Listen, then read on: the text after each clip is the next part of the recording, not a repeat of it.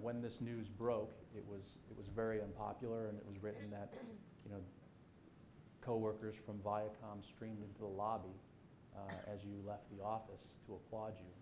One, I'm sure that you'll tell us about that experience, but in a business that doesn't typically engender a lot of loyalty, the entertainment business, how do you build those types of bonds with people, that many people, over a long period of time? What is it? How would you describe your leadership philosophy? What are the core values that you lead by?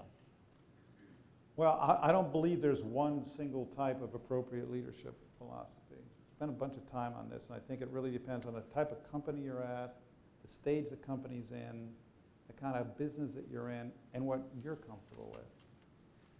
And in the entertainment business, one of the things you'd see a lot is what I could call the Stalin method of management, which is a guy at the top, and he's basically, it's sort of a command and control management style. People are sort of fungible. They leave, they get there, they're paying their dues, they're getting some experience. It's not the greatest place to work, but they'll come in to get a paycheck, learn, and leave. And what I thought, and a lot of politics and trying to, stabbing people all the way up the ladder to the top. You see a lot of that. You see a lot of that in all businesses. But not, I think in in a creative business, I thought that I went for what I call a more benevolent style of management. And my strategy was essentially, if I could, with the team around me, create a culture and an environment that was thought to be vital and interesting, where people would bang the doors down to want to work there and wouldn't want to leave, where they would be treated well, where risk would be encouraged and tolerated. Politics would sort of be not banished, but kind of minimized.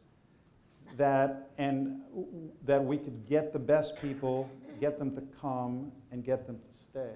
And that largely is what happened. I worked with my people there, would be there for 10, 15 years, and tried to always make sure that the heads of the businesses were from the creative part of the business. And that rather than have a business person in charge of a creative business, what essentially was a creative enterprise, to put a creative person there and surround them with business people and gradually mentor them on what business was all about. Because I thought what that would send to the organization was the value of creativity and risk was the primary kind of aptitude that we wanted the company to have. And those are the kind of people who, not that they were more important than the salespeople, but that was the kind of vibe we wanted to give. So even the salespeople or business people that we got were attracted by the same kind of aura we were able to paint around MTV networks for all those years. And we had, constant growth and a lot of personal advancement, and it was a very worthwhile place for a lot of people to work for a long time. Still is a good place.